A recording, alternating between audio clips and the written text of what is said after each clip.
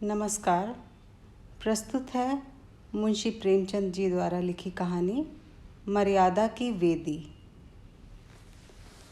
यह वह समय था जब चित्तौड़ में मृदुभाषिणी मीरा प्यारी आत्माओं को ईश्वर प्रेम के प्याले पिलाती थी। रणछोड़ जी के मंदिर में जब भक्ति से विह्वल होकर वह अपने मधुर स्वरों में अपने पीयूष पूरित पदों को गाती तो श्रोतागण प्रेमानुराग से उन्मत्त हो जाते। प्रतिदिन यह स्वर्गीय आनंद उठाने के लिए सारे चित्तौड़ के लोग ऐसे उत्सुक होकर दौड़ते जैसे दिन भर की प्यासी गायें दूर से किसी सरोवर को देखकर उसकी ओर दौड़ती हैं। इस प्रेम सुधा सागर से केवल चित्तौड़ वासियों की ही तृप्ति न होती थी, बल्कि समस्त राजपूताना की मरुभूमि प्लावित हो जाती थी। एक बार ऐसा संयोग हुआ कि झालावाड़ के राव साहब और मंदार राज्य के कुमार दोनों ही लाव लश्कर के साथ चित्तौड़ आए। राव साहब के साथ राजकुमारी प्रभा भी थी, जिसके रूप और गुण की दूर दूर तक चर्चा थी। यहीं रणछोड़ जी के मंदिर में दोनों की आंखें मिली। प्रेम ने बाण चलाया। राजकुमार सारे दिन उदासीन भाव से शहर की गलियों में घूमा करता। राजकुमारी विरह से व्यथित अपने महल के झरोखों से झांका करती। दोनों व्याकुल होकर संध्या समय मंदिर में आते और यहाँ चंद्र को देखकर कुमुदिनी खिल जाती। प्रेम प्रवीण मीरा ने कई बार इन दोनों प्रेमियों को सतृष्ण नेत्रों से परस्पर देखते हुए पाकर उनके मन के भावों को ताड़ लिया। एक दिन कीर्तन के पश्चात जब झालावाड़ के राव साहब चलने लगे तो उसने मंदार के राजकुमार को बुलाकर उनके सामने खड़ा कर दिया और कहा, राव साहब, मैं प्रभा के लिए वर लाई हूँ, आप इसे स्वीकार कीजिए। प्रभा लज्जा से गड़ सी गई। राजकुमार के गुणशील पर राव साहब पहले से ही मोहित हो रहे थे। उन्होंने तुरंत उसे छाती से लगा लिया। उसी अवसर पर चित्तौड़ के राजा भोजराज जी मंदिर में आए। उन्होंने प्रभा का मुखचंद्र देखा। उनकी छाती पर सांप लौटने लगा। झालावाड़ में बड़ी धूम थी। राजकुमारी प्रभा का आज विवाह होगा। मंदार से बारात आएगी। मेहमानों की सेवा सम्मान की तैयारियां हो रही थी। दुकानें सजी हुई थी। नौबत खाने आमोदालाप से गूंजते थे। सड़कों पर सुगंध छिड़की जाती थी। अट्टालिकाएं पुष्पलताओं से शोभायमान थी। पर जिसके लिए ये सब तैयारियां हो रही थी, वह अपनी वाटिका के एक वृक्ष के नीचे उदास बैठी हुई रो रही थी। रनिवास में डोमिनिया आनंदोत्सव के गीत गा रही थी। कहीं सुंदरियों के हाव भाव थे, कहीं आभूषणों की चमक दमक, कहीं हास परिहास की बहार। नाइन बात बात पर तेज होती थी। मालिन गर्व से फूली ना समाती थी। धोबिन आंखें दिखाती थी। कुम्हारिन मटके के सदृश फूली हुई थी। मंडप के नीचे पुरोहित जी बात बात पर स्वर्ण मुद्राओं के लिए ठुनकते थे। रानी सिर के बाल खोले भूखी प्यासी चारों ओर दौड़ती थी। सबकी बौछारें सहती थी, अपने भाग्य को सराहती थी। दिल खोलकर हीरे जवाहिर लुटा रही थी। आज प्रभा का विवाह है। बड़े भाग्य से ऐसी बातें सुनने में आती हैं। सबके सब अपनी अपनी धुन में मस्त हैं। किसी को प्रभा की फिक्र नहीं है, जो वृक्ष के नीचे अकेली बैठी रो रही है। एक रमणी ने आकर नाइन से कहा, बहुत बढ़ बढ़ कर बातें न कर, कुछ राजकुमारी का भी ध्यान है, चल उनके बाल गूंथ। नाइन ने दांतों तले जीभ दबाई। दोनों प्रभा को ढूंढती हुई बाग में पहुंची। प्रभा ने उन्हें देखते ही आंसू पोंछ डाले। नाइन मोतियों से मांग भरने लगी और प्रभा सिर नीचा किए आँखों से मोती बरसाने लगी। रमणी ने सजल नेत्र होकर कहा, बहन, दिल इतना छोटा मत करो। मुँह मांगी मुराद पाकर इतनी उदास क्यों होती हो? प्रभा ने सहेली की ओर देखकर कहा, बहन, न जाने क्यों दिल बैठा जाता है। सहेली ने छेड़कर कहा, पिया मिलन की बेकली है। प्रभा उदासीन भाव से बोली, कोई मेरे मन में बैठा कह रहा है कि अब उनसे मुलाकात ना होगी। सहेली उसके केश संवार कर बोली, जैसे उषा काल से पहले कुछ अंधेरा हो जाता है, उसी प्रकार मिलाप के पहले प्रेमियों का मन अधीर हो जाता है। प्रभा बोली, नहीं बहन, यह बात नहीं। मुझे शकुन अच्छे नहीं दिखाई देते। आज दिन भर मेरी आंख फड़कती रही। रात को मैंने बुरे स्वप्न देखे हैं। मुझे शंका होती है कि आज अवश्य कोई न कोई विघ्न पड़ने वाला है। तुम राजा भोजराज को जानती हो ना? संध्या हो गई। आकाश पर तारों के दीपक जले। झालावाड़ में बूढ़े जवान लोग सभी बारात की अगवानी के लिए तैयार हुए। मर्दों ने पागें सवारी, शस्त्र साजे। युवतियां श्रृंगार कर गाती बजाती रनिवास की ओर चली। हजारों स्त्रियां छत पर बैठी बारात की राह देख रही थीं। अचानक शोर मचा कि बारात आ गई। लोग संभल बैठे। नगाड़ों पर चोटें पड़ने लगी, सलामियां दगने लगी। जवानों ने घोड़ों को एड़ लगाई। एक क्षण में समारोह की एक सेना राजभवन के सामने आकर खड़ी हो गई। लोगों को देखकर बड़ा आश्चर्य हुआ, क्योंकि यह मंदार की बारात नहीं थी, बल्कि राणा भोजराज की सेना थी। झालावाड़ वाले अभी विस्मित खड़े ही थे, कुछ निश्चय न कर सके थे कि क्या करना चाहिए। इतने में चित्तौड़ वालों ने राजभवन को घेर लिया।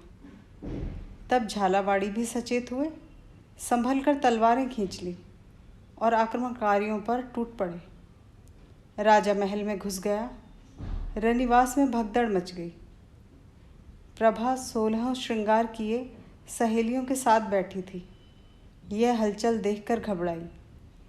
इतने में राव साहब हाँफते हुए आए और बोले, बेटी प्रभा, राणा भोजराज ने हमारे महल को घेर लिया है।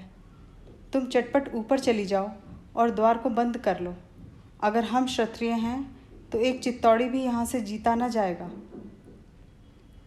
राव साहब बात भी पूरी न करने पाए थे कि राणा कई वीरों के साथ आ पहुँचे और बोले, चित्तौड़ वाले तो सिर कटाने के लिए ही आए हैं, पर यदि वे राजपूत हैं तो राजकुमारी को लेकर ही जाएंगे। वृद्ध राव साहब की आंखों से ज्वाला निकलने लगी। वे तलवार खींचकर राणा पर झपटे। उन्होंने वार बचा लिया और प्रभा से कहा, राजकुमारी हमारे साथ चलोगी?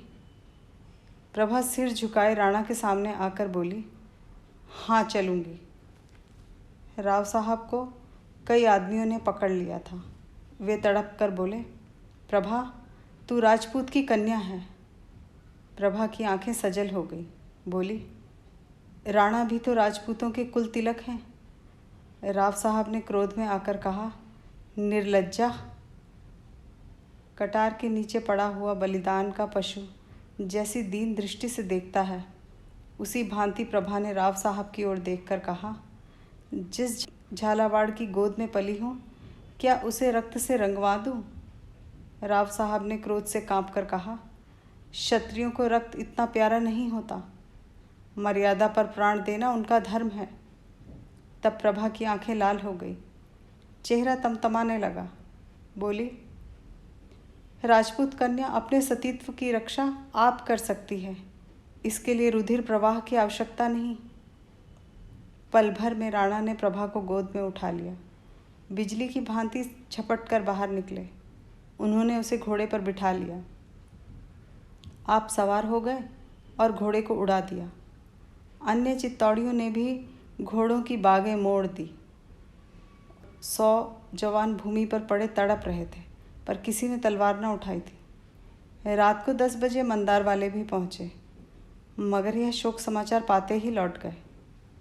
मंदार कुमार निराशा से अचेत हो गया। जैसे रात को नदी का किनारा सुनसान हो जाता है, उसी तरह सारी रात झालावाड़ में सन्नाटा छाया रहा। चित्तौड़ के रंग महल में प्रभा उदास बैठी सामने के सुंदर पौधों की पत्तियां गिन रही थी। संध्या का समय था। रंग बिरंगों के पक्षी वृक्षों पर बैठे कलरव कर रहे थे। इतने में राणा ने कमरे में प्रवेश किया। प्रभा उठकर खड़ी हो गई। राणा बोले, प्रभा, मैं तुम्हारा अपराधी हूँ। मैं बलपूर्वक तुम्हें माता पिता की गोद से छीन लाया। पर यदि मैं तुमसे कहूँ कि यह सब तुम्हारे प्रेम से विवश होकर मैंने किया, तो तुम मन में हंसोगी और कहोगी कि यह निराले अनूठे ढंग की प्रीति है। पर वास्तव में यही बात है। जब से मैंने रणछोड़ जी के मंदिर में तुमको देखा, तब से एक क्षण भी ऐसा नहीं बीता कि मैं तुम्हारी सुधि में विकल ना रहा हूँ। तुम्हें अपनाने का अन्य कोई उपाय होता तो मैं कदापि इस पाशविक ढंग से काम न लेता। मैंने राव साहब की सेवा में बारंबार संदेश भेजे, पर उन्होंने हमेशा मेरी उपेक्षा की।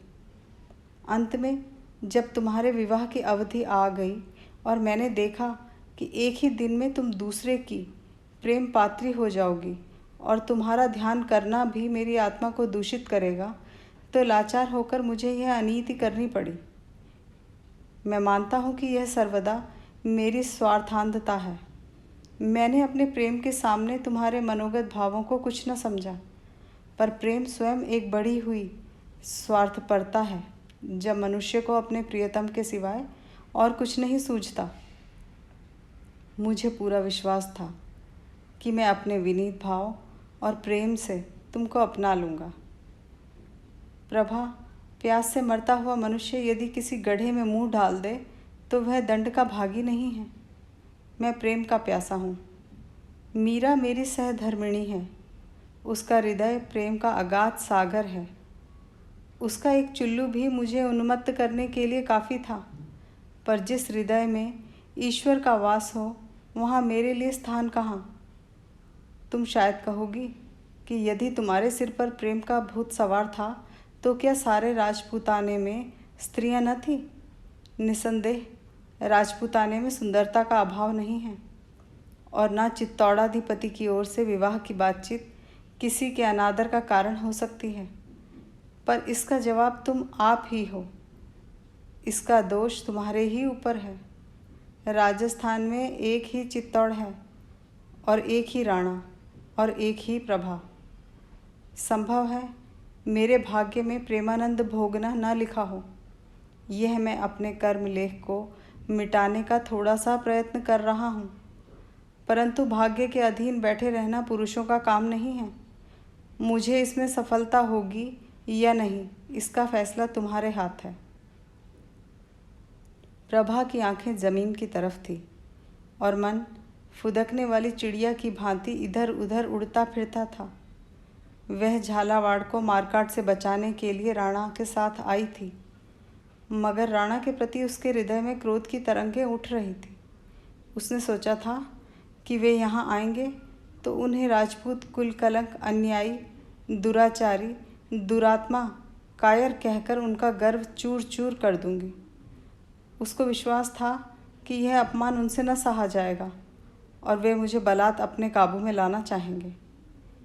इस अंतिम समय के लिए उसने अपने हृदय को खूब मजबूत और अपनी कटार को खूब तेज कर रखा था। उसने निश्चय कर लिया था कि इसका एक वार उन पर होगा, दूसरा अपने कलेजे पर, और इस प्रकार यह पाप कांड समाप्त हो जाएगा। लेकिन राणा की नम्रता, उनकी करुणात्मक विवेचना और उनके विनीत भाव ने प्रभा को शांत कर दिया। आग पानी से बुझ जाती है। राणा कुछ देर वहाँ बैठे रहे, फिर उठकर चले गए।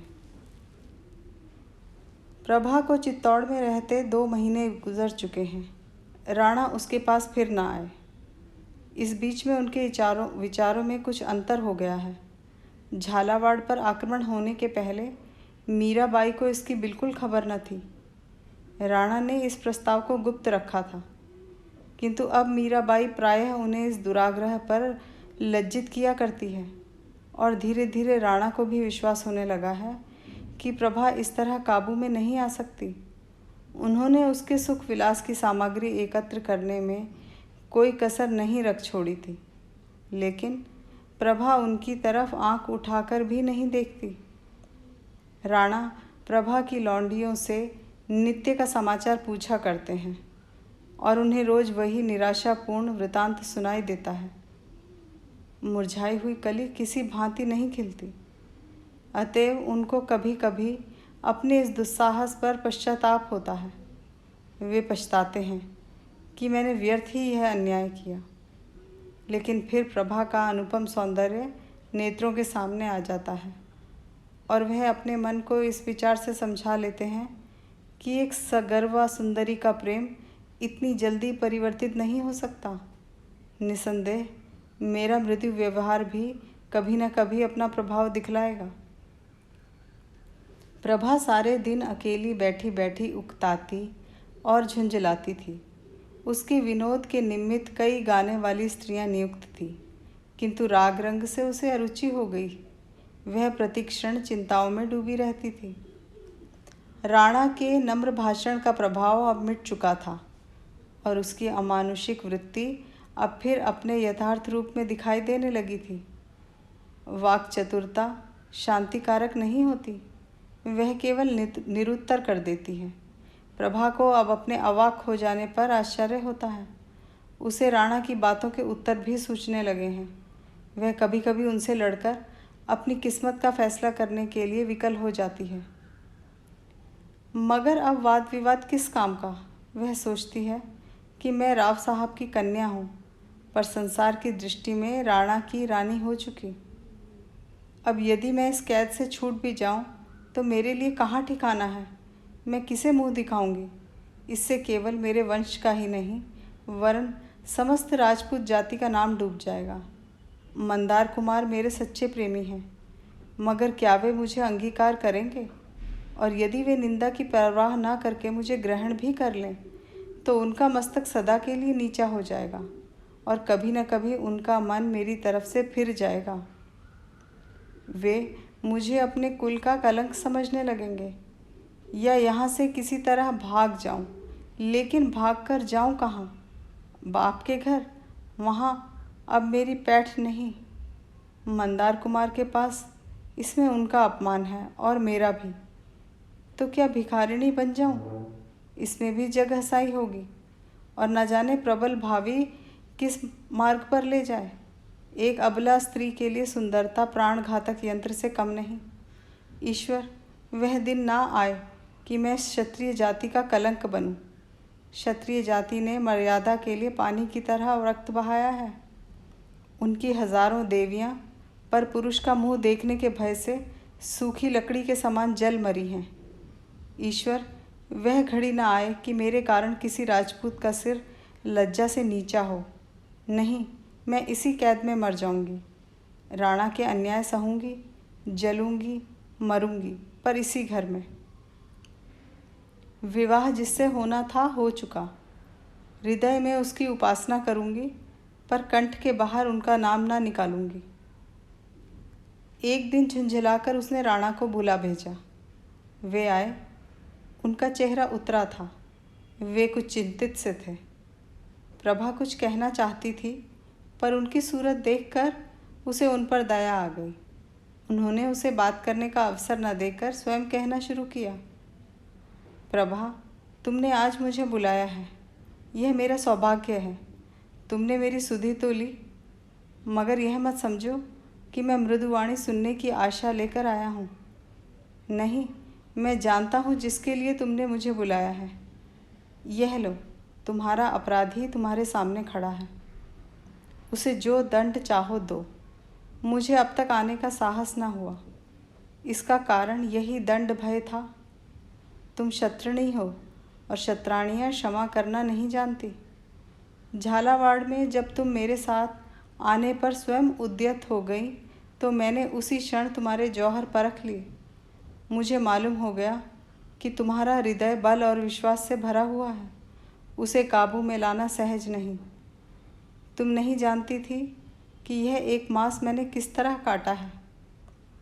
तड़प तड़प कर मर रहा हूँ, पर जिस तरह शिकारी बिफरी हुई सिंहनी के सम्मुख जाने से डरता है, वही दशा मेरी थी।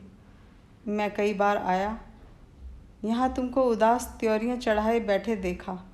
मुझे अंदर पैर रखने का साहस न हुआ, मगर आज मैं बिना बुलाया मेहमान नहीं हूँ। तुमने मुझे बुलाया है और तुम्हें अपने मेहमान का स्वागत करना चाहिए। हृदय से न सही, जहाँ अग्नि प्रज्वलित हो वहाँ ठंडक कहाँ। बातों ही से अपने भावों को दबाकर ही सही मेहमान का स्वागत करो। संसार में शत्रु का आदर मित्रों से भी अधिक किया जाता है। प्रभा क्षण भर के लिए क्रोध को शांत करो और मेरे अपराधों पर विचार करो। तुम मेरे ऊपर यही दोषारोपण कर सकती हो कि मैं तुम्हें माता पिता की गोद से छीन लाया। तुम जानती हो कृष्ण भगवान रुक्मिणी को हर लाए थे। राजपूतों में यह कोई नई बात नहीं है। तुम कहोगी इससे झालावाड़ वालों का अपमान हुआ, पर ऐसा कहना कदापि ठीक नहीं। झालावाड़ वालों ने वही किया जो मर्दों का धर्म था। उनका पुरुषार्थ देखकर हम चकित हो गए। यदि वे कृतकार्य नहीं हुए तो यह उनका दोष नहीं है। वीरों की सदैव जीत नहीं होती। हम इसीलिए सफल हुए कि हमारी संख्या अधिक थी और इस काम के लिए तैयार होकर गए थे। वे निशंक थे, इस कारण उनकी हार हुई। यदि हम वहाँ से शीघ्र ही प्राण बचाकर भाग न आते तो हमारी गति वही होती जो राव साहब ने कही थी, एक भी चित्तौड़ी न बचता। लेकिन ईश्वर के लिए यह मत सोचो कि मैं अपने अपराध के दूषण को मिटाना चाहता हूँ। नहीं, मुझसे अपराध हुआ है और मैं हृदय से उस पर लज्जित हूँ। पर अब तो जो कुछ होना था हो चुका। अब इस बिगड़े हुए खेल को मैं तुम्हारे ऊपर छोड़ता हूँ। यदि मुझे तुम्हारे हृदय में कोई स्थान मिले तो मैं उसे स्वर्ग समझूंगा। डूबते हुए को तिनके का सहारा भी बहुत है। क्या यह संभव है? प्रभा बोली, नहीं। राणा, झालावाड़ जाना चाहती हो? प्रभा, नहीं। राणा, मंदार के राजकुमार के पास भेज दूं? प्रभा, कदापि नहीं। राणा, लेकिन मुझसे यह तुम्हारा कुढ़ना देखा नहीं जाता। प्रभा, आप इस कष्ट से शीघ्र ही मुक्त हो जाएंगे।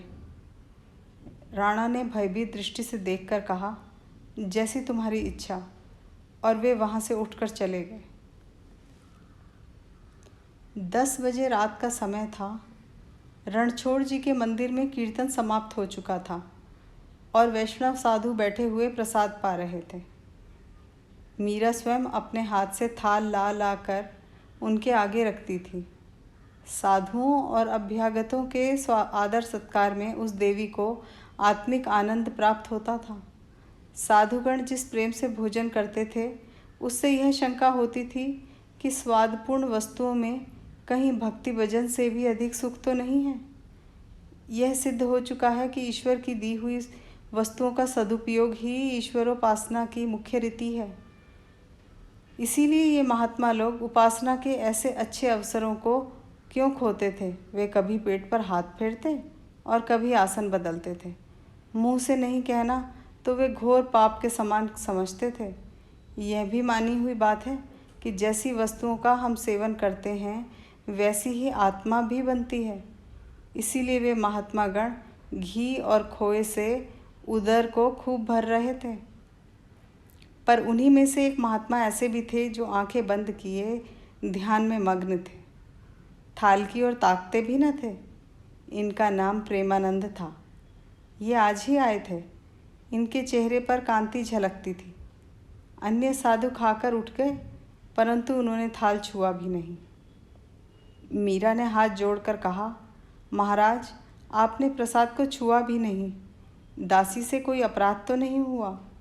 साधु, नहीं, इच्छा नहीं थी।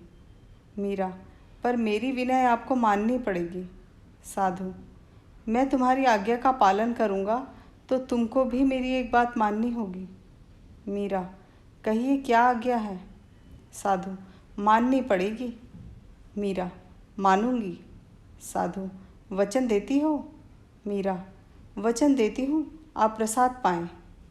मीराबाई ने समझा था कि साधु कोई मंदिर बनवाने या कोई यज्ञ पूर्ण करा देने की याचना करेगा। ऐसी बातें नित्य प्रति हुआ ही करती हैं।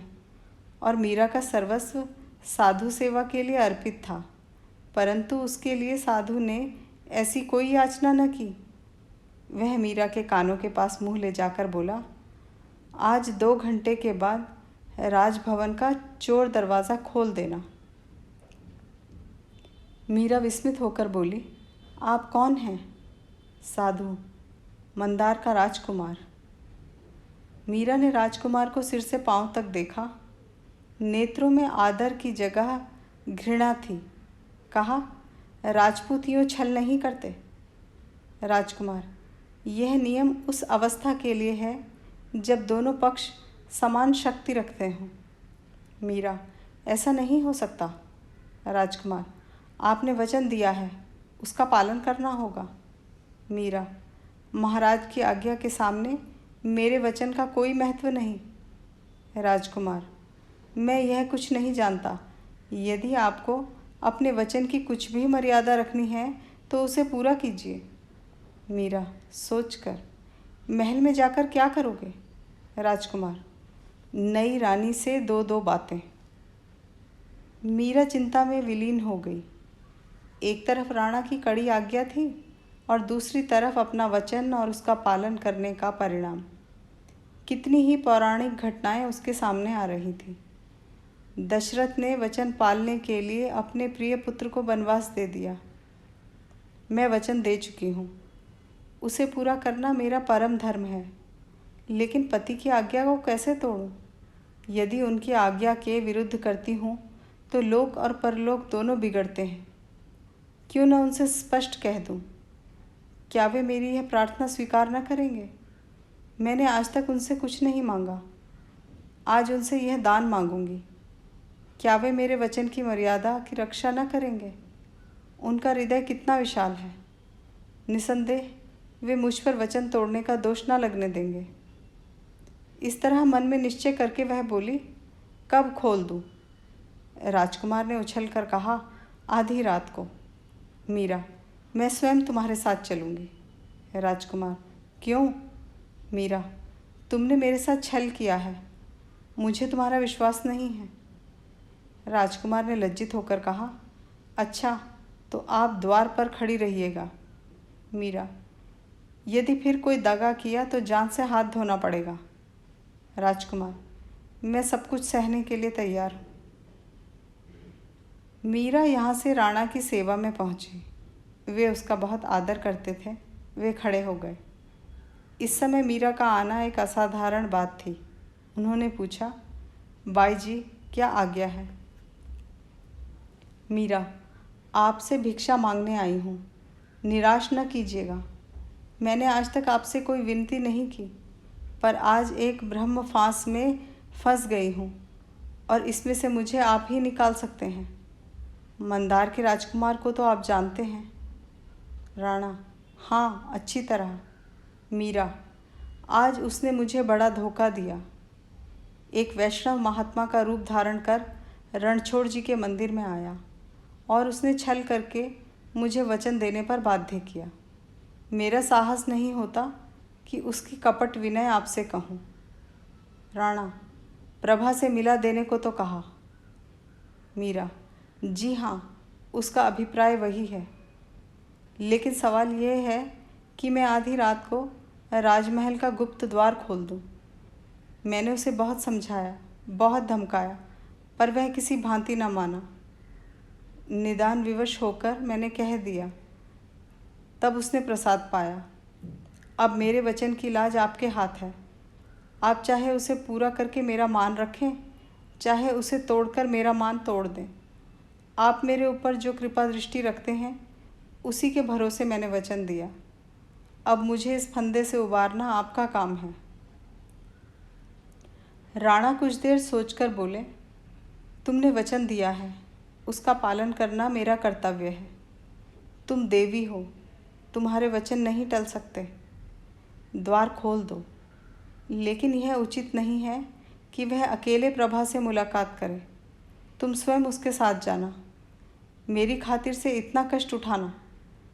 मुझे भय है कि वह उसकी जान लेने का इरादा करके ना आया हो। ईर्ष्या में मनुष्य अंधा हो जाता है। बाई जी, मैं अपने हृदय की बात तुमसे कहता हूँ। मुझे प्रभा को हर लाने का अत्यंत शौक है। मैंने समझा था कि यहाँ रहते रहते वह हिल मिल जाएगी, किंतु वह अनुमान गलत निकला। मुझे भय है कि यदि उसे कुछ दिन यहाँ और रहना पड़ा तो वह जीती न बचेगी। मुझ पर एक अबला की हत्या का अपराध लग जाएगा। मैंने उसे झालावाड़ जाने के लिए कहा, पर वह राजी न हुई। आज तुम उन दोनों की बातें सुनो। अगर वह मंदार कुमार के साथ जाने पर राजी हो तो मैं प्रसन्नतापूर्वक अनुमति दे दूंगा। मुझसे कुढ़ना नहीं देखा जाता। ईश्वर इस सुंदरी का हृदय मेरी ओर फेर देता तो मेरा जीवन सफल हो जाता, किंतु जब यह सुख भाग्य में लिखा ही नहीं तो क्या वश है। मैंने तुमसे ये बातें कही, इसके लिए मुझे क्षमा करना। तुम्हारे पवित्र हृदय में ऐसे विषयों के लिए स्थान कहाँ। मीरा ने आकाश की ओर संकोच से देखकर कहा, तो मुझे आज्ञा है मैं चोर द्वार खोल दूँ। राणा, तुम इस घर की स्वामिनी हो, मुझसे पूछने की ज़रूरत नहीं। मीरा राणा को प्रणाम कर चली गई। आधी रात बीत चुकी थी। प्रभा चुपचाप बैठी दीपक की ओर देख रही थी और सोचती थी, इसके घुलने से प्रकाश होता है। यह बत्ती अगर जलती है तो दूसरों को लाभ पहुंचाती है। मेरे जलने से किसी को क्या लाभ। मैं क्यों घुलूं, मेरे जीने की ज़रूरत है। उसने फिर खिड़की से सिर निकालकर आकाश की तरफ देखा। काले पट पर उज्जवल तारे जगमगा रहे थे। प्रभा ने सोचा, मेरे अंधकारमय भाग्य में ये दीप्तिमान तारे कहाँ हैं। मेरे लिए जीवन के सुख कहाँ हैं। क्या रोने के लिए जीऊँ? ऐसे जीने से क्या लाभ। और जीने में उपहास भी तो है। मेरे मन का हाल कौन जानता है। संसार मेरी निंदा करता होगा। झालावाड़ की स्त्रियां मेरे मृत्यु के शुभ समाचार सुनने की प्रतीक्षा कर रही होंगी। मेरी प्रिय माता लज्जा से आंखें न उठा सकती होंगी, लेकिन जिस समय मेरे मरने की खबर मिलेगी, गर्व से उनका मस्तक ऊंचा हो जाएगा। यह बेहयाई का जीना है। ऐसे जीने से मरना कहीं उत्तम है। प्रभा ने तकिए के नीचे से एक चमकती हुई कटार निकाली। उसके हाथ कांप रहे थे। उसने कटार की तरफ आंखें जमाई, हृदय को उसके अभिवादन के लिए मजबूत किया। हाथ उठाया, किंतु हाथ न उठा। आत्मा दृढ़ न थी। आंखें झपक गई। सिर में चक्कर आ गया। कटार हाथ से छूटकर ज़मीन पर गिर पड़ी। प्रभा क्रुद्ध होकर सोचने लगी, क्या मैं वास्तव में निर्लज्ज हूँ। मैं राजपूतनी होकर मरने से डरती हूँ। मान मर्यादा को खोकर बेहया लोग ही जिया करते हैं। वह कौन सी आकांक्षा है जिसने मेरी आत्मा को इतना निर्बल बना रखा है। क्या राणा की मीठी मीठी बातें। राणा मेरे शत्रु हैं। उन्होंने मुझे पशु समझ रखा है, जिसे फंसाने के पश्चात हम पिंजरे में बंद करके हिलाते हैं। उन्होंने मेरे मन को अपनी वाक मधुरता का क्रीड़ा स्थल समझ लिया है। वे इस तरह घुमा घुमा कर बातें करते हैं और मेरी तरफ से युक्तियाँ निकालकर उनका ऐसा उत्तर देते हैं कि ज़बान ही बंद हो जाती है। हाय, निर्दयी ने मेरा जीवन नष्ट कर दिया और मुझे यूँ खेलाता है। क्या इसीलिए जीऊँ कि उसके कपट भावों का खिलौना बनूं? फिर वह कौन सी अभिलाषा है। क्या राजकुमार का प्रेम। उनकी तो अब कल्पना ही मेरे लिए घोर पाप है। मैं अब उस देवता के योग्य नहीं हूँ। प्रियतम, बहुत दिन हुए मैंने तुमको हृदय से निकाल दिया। तुम भी मुझे दिल से निकाल डालो। मृत्यु के सिवाय अब कहीं मेरा ठिकाना नहीं है। शंकर, मेरी निर्बल आत्मा को शक्ति प्रदान करो। मुझे कर्तव्य पालन का बल दो। प्रभा ने फिर कटार निकाली। इच्छा दृढ़ थी। हाथ उठा और निकट था कि कटार उसके शोकातुर हृदय में चुभ जाए कि इतने में किसी के पाँव की आहट सुनाई दी। उसने चौंक कर सहमी दृष्टि से देखा। मंदार कुमार धीरे धीरे पैर दबाता हुआ कमरे में दाखिल हुआ। प्रभा उसे देखते ही चौंक पड़ी। उसने कटार को छिपा लिया। राजकुमार को देखकर उसे आनंद की जगह रोमांचकारी भय उत्पन्न हुआ। यदि किसी को जरा भी संदेह हो गया तो इनका प्राण बचना कठिन है। इनको तुरंत यहाँ से निकल जाना चाहिए। यदि इन्हें बातें करने का अवसर दूँ तो विलंब होगा और फिर ये अवश्य ही फंस जाएंगे। राणा इन्हें कदापि न छोड़ेंगे। ये विचार वायु और बिजली की तीव्रता के साथ उसके मस्तिष्क में दौड़े। वह तीव्र स्वर में बोली, भीतर मत आओ। राजकुमार ने पूछा, मुझे पहचाना नहीं?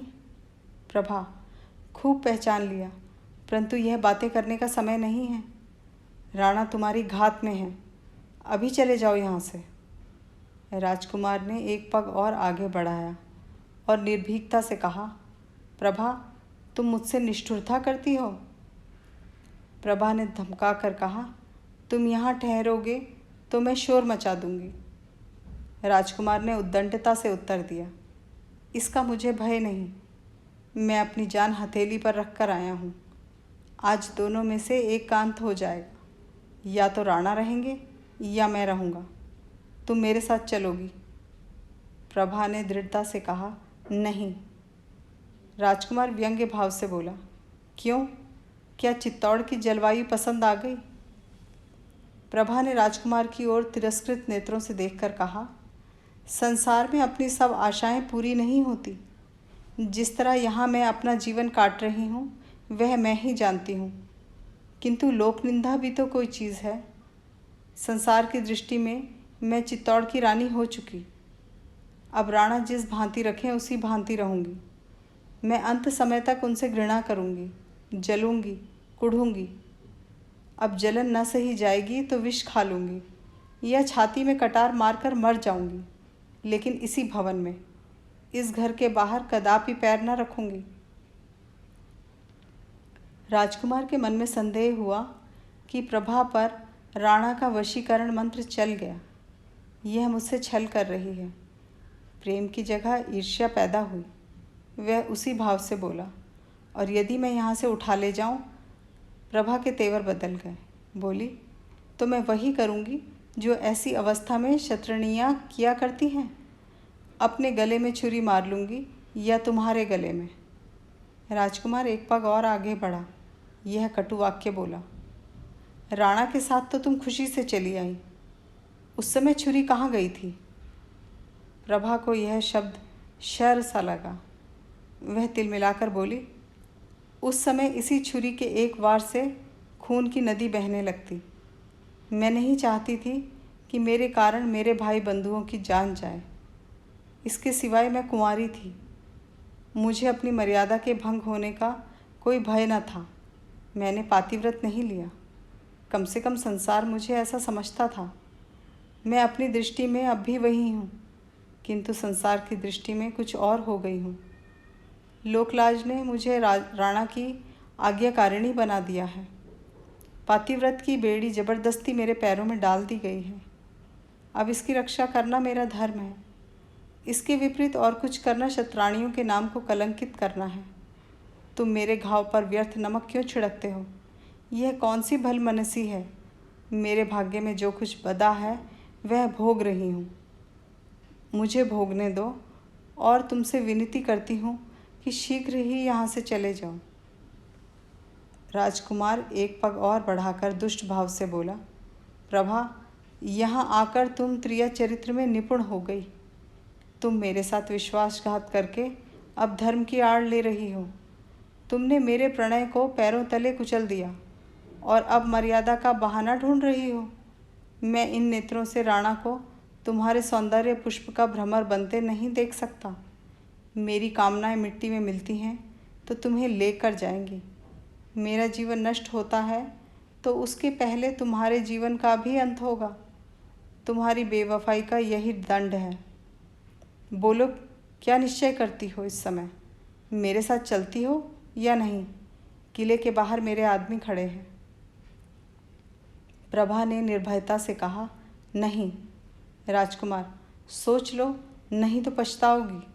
प्रभा, खूब सोच लिया। राजकुमार ने तलवार खींच ली और वह प्रभा की तरफ लपके। प्रभा भय से आंखें बंद किए एक कदम पीछे हट गई। मालूम होता था उसे मूर्छा आ जाएगी। अकस्मात राणा तलवार लिए वेग के साथ कमरे में दाखिल हुए। राजकुमार संभल कर खड़ा हो गया। राणा ने सिंह के समान गरज कर कहा, दूर हट, क्षत्रिय स्त्रियों पर हाथ नहीं उठाते। राजकुमार ने तनकर उत्तर दिया, लज्जाहीन स्त्रियों की यही सजा है।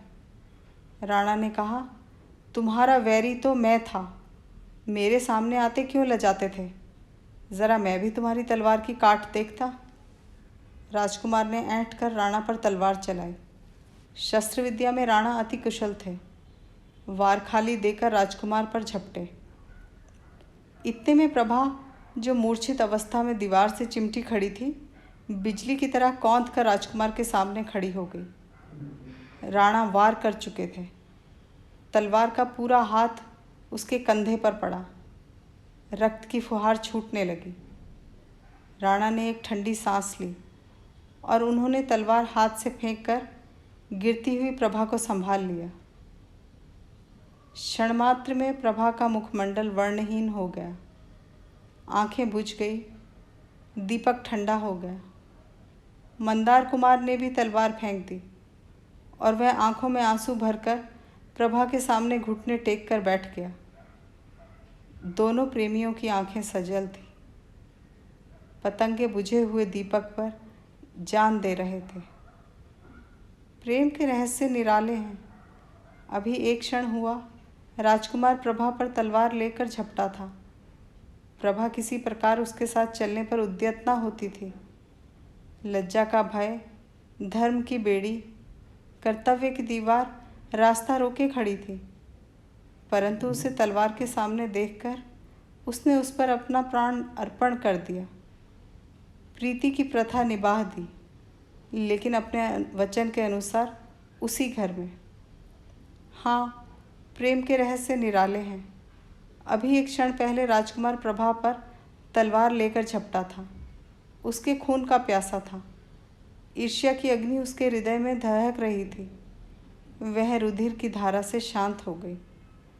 कुछ देर तक वह अचेत बैठा रोता रहा। फिर उठा और उसने तलवार उठाकर जोर से अपनी छाती में चुभा ली। फिर रक्त की फुहार निकली। दोनों धाराएं मिल गई और उनमें कोई भेद न रहा। प्रभा उसके साथ चलने पर राजी न थी, किंतु वह प्रेम के बंधन को तोड़ न सकी। दोनों उस घर से ही नहीं, संसार से भी एक ही साथ सिधारे। कहानी सुनने के लिए धन्यवाद।